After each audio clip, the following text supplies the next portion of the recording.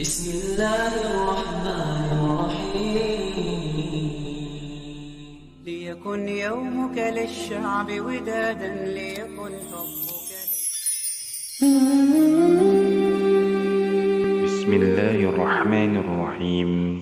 السلام عليكم ورحمة الله وبركاته. Syukur Alhamdulillah kita bisa berjumpa lagi di channel ini. Jika video ini muncul di beranda Anda, insya Allah ini adalah petunjuk dari Allah kepada Anda. Dan sempatkanlah menulis salawat kepada Nabi Muhammad SAW di kolom komentar. Semoga menjadi bukti kecintaan kita untuk mendapatkan syafaat di akhirat kelak. Allahumma salli ala Muhammad wa ala ali Sayyidina Muhammad. Saya awali dengan doa dan harapan, semoga saudaraku setiap nonton channel ini selalu diberikan kesehatan, dilapangkan rizkinya, diampuni dosa-dosanya dan dipanjangkan umurnya. Amin ya rabbal alamin. Saudaraku yang dirahmati Allah, salat tahajud merupakan salah satu salat sunnah yang sangat dianjurkan. Secara bahasa, tahajud berarti berupaya melawan atau meninggalkan tidur. Sedangkan menurut istilah fikih adalah salat sunnah malam hari yang dilakukan setelah tidur. Banyak manfaat serta hikmah yang terdapat di dalamnya. Anjuran dalam melaksanakan salat tahajud ini terdapat dalam Al-Quran surat Al-Isra ayat 79 yang artinya, dan pada sebagian malam lakukanlah salat tahajud sebagai suatu ibadat tambahan bagimu. Mudah-mudahan Tuhanmu mengangkatmu ke tempat yang terpuji. Dalam pelaksanaannya seringkali kita keliru dalam memaknai salat tahajud, sehingga dapat berdampak terhadap niat serta tujuan melaksanakan salat ini. Berikut beberapa larangan dalam salat tahajud yang wajib diketahui sebagai umat Islam.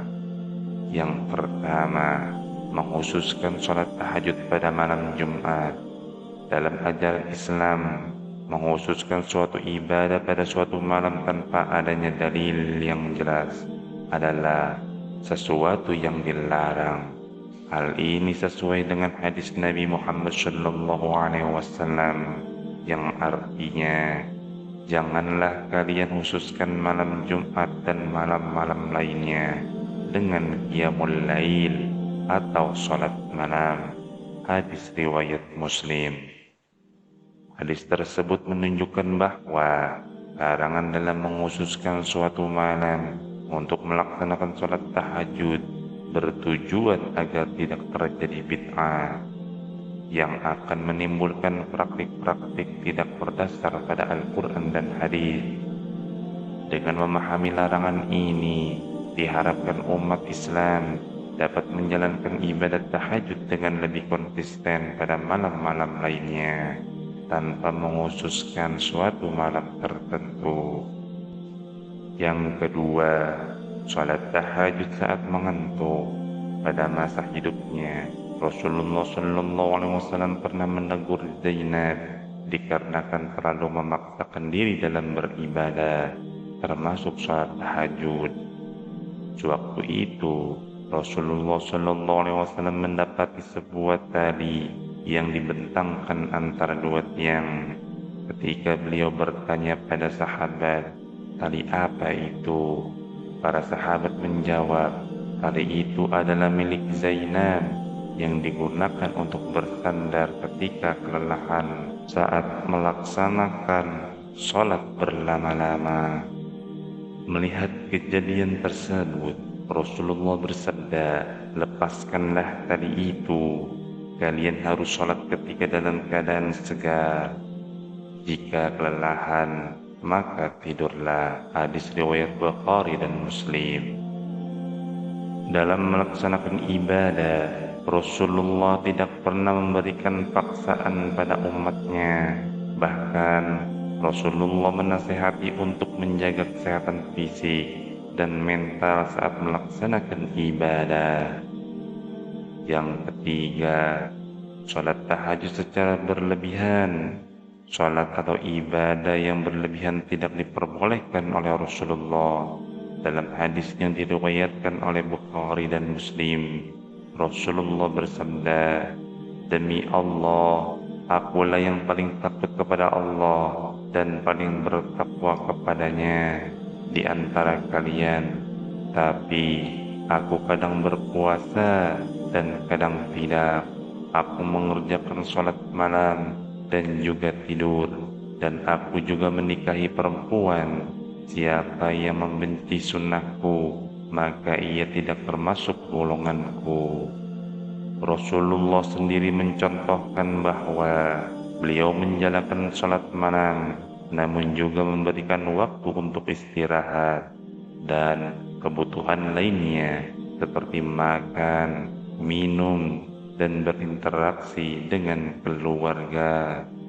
Dengan demikian, larangan untuk melaksanakan sholat tahajud secara berlebihan mengingatkan kita untuk tidak melampaui batas dalam menjalankan ibadah, tetapi menjaga keseimbangan dan kebijaksanaan sesuai dengan ajaran yang diajarkan oleh Rasulullah Shallallahu Alaihi Wasallam. Yang keempat, sholat tahajud tidak konsisten.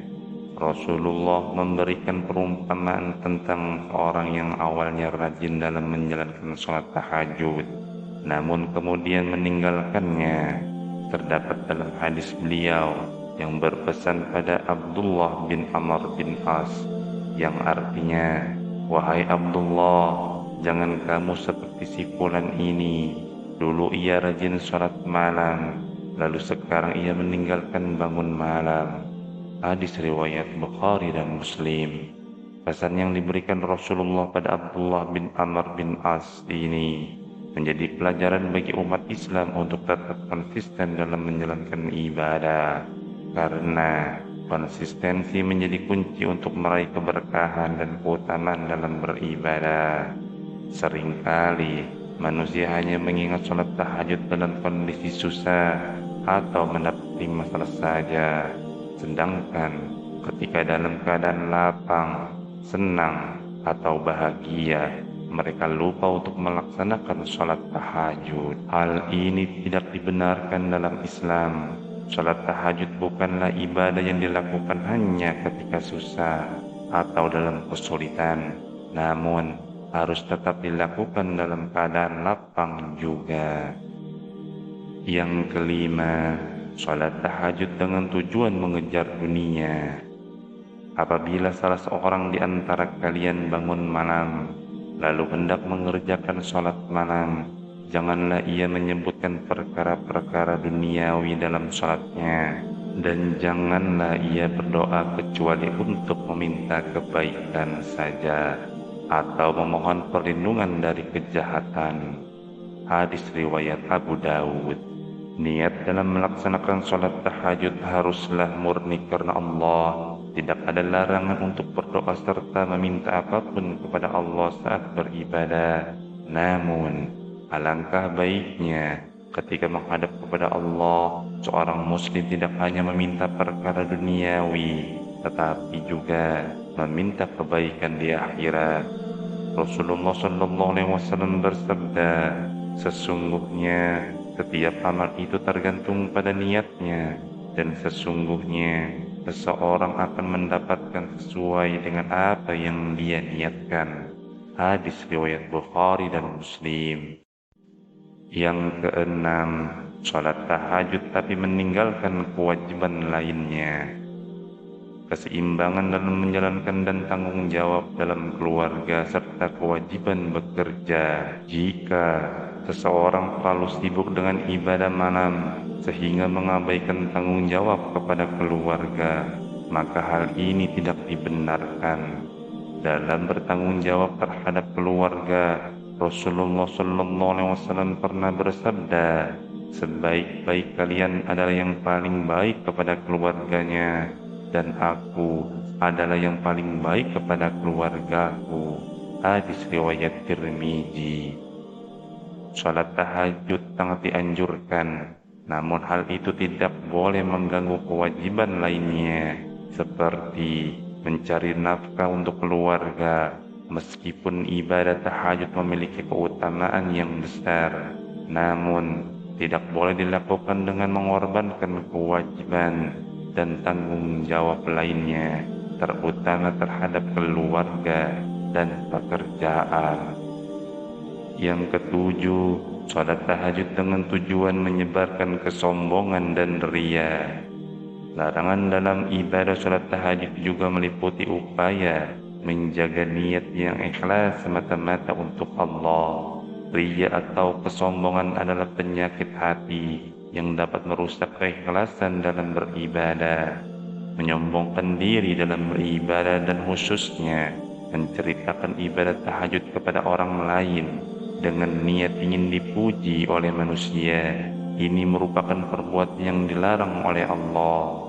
Jika ibadah yang dilakukan dengan niat ikhlas semata-mata untuk Allah akan mendapatkan pahala yang besar di sisinya. Oleh karena itu, menyebarkan kesombongan dan ria dalam melaksanakan tahajud adalah tindakan yang tidak dianjurkan dalam agama Islam. Saudaraku yang dirahmati Allah, demikian yang bisa saya sampaikan, semoga bermanfaat. Wallahu a'lam bishawab.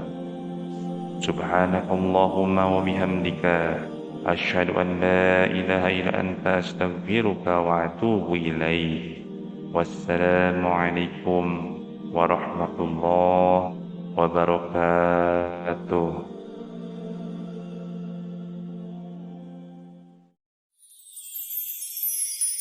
Mm-hmm.